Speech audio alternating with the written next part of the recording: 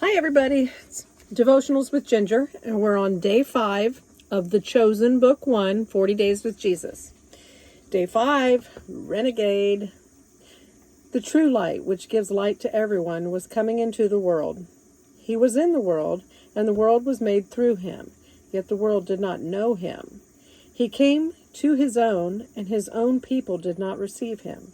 But to all who did receive him, he who believed in his name, he gave the right to become children of God, who were born not of blood, nor of the will of the flesh, nor of the will of man, but of God.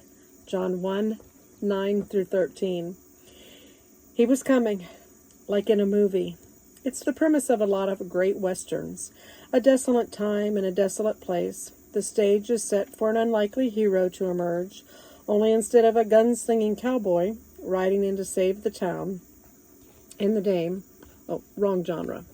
It was Jesus, and he was coming to save the world, but the world did not know him. Think of that. Creator God walked among his creation for the purpose of saving them, and they had no clue. But why would they? First, he was too average looking to be noticed. He had no form or majesty that we should look at him, and no beauty that we should desire him. Isaiah 53:2. Second, he was too poor to be impressive. According to the law, a lamb was required sacrifice for atonement of sins, unless someone was too poor to afford one, in which case 2 doves or pigeons could be offered instead.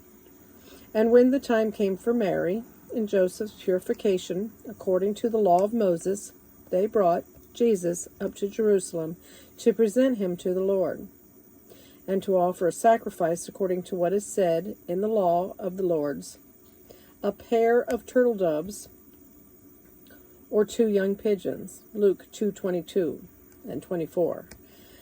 Third, he was from Nazareth, a town so small and off the beaten path that it was considered uneducated, backwoods, full of hicks and sticks.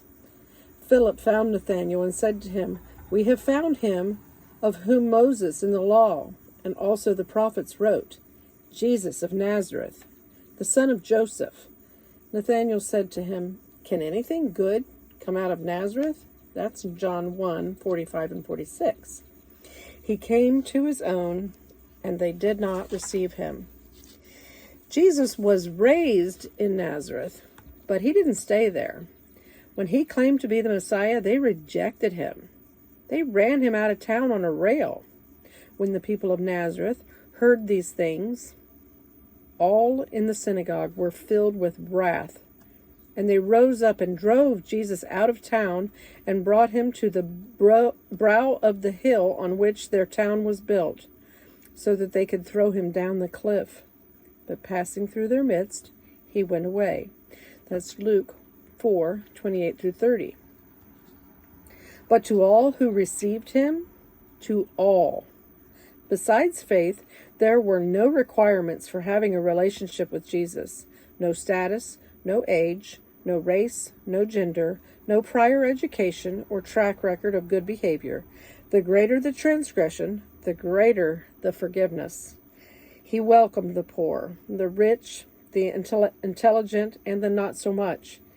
He, in fact, broke every cultural, political, and social boundary in pursuit of the all. There is neither Jew nor Greek. There is neither slave nor free. There is no male and female, for you are all one in Christ Jesus. Galatians 3:28. He gave the right to become children of God. Through Jesus, we lay claim to heaven's territory, its rights and its riches. Jesus becomes our brother and God our Father. But as it is, they desire a better country, that is, a heavenly one. Therefore, God is not ashamed to be called their God, for he has prepared for them a city. Hebrews 11:16. So it was tough to recognize Jesus as the Messiah, the hero, especially because of what he looked like, how he acted, and who he chose to spend time with. But those who got it, those who followed the renegade, Once their eyes were opened, they reaped the reward. And so can we. And with him, we became our own kind of renegade. With Jesus, ride or die. The prayer focus. Worship the Father and Son for their unique characteristics, and ask God to give you strength and courage to proudly proclaim you follow the renegade. I love that part. Hard to say, but I love it. Moving forward. What's the most striking to you about the way Jesus began his ministry years? Jesus repeatedly extended his hand to all types of people. In what ways do you need to be more like him? Who do you struggle to welcome? In what ways are you a renegade for Jesus? In what ways do you need to become more of one? Jesus is my ride or die. I'll talk to you guys later.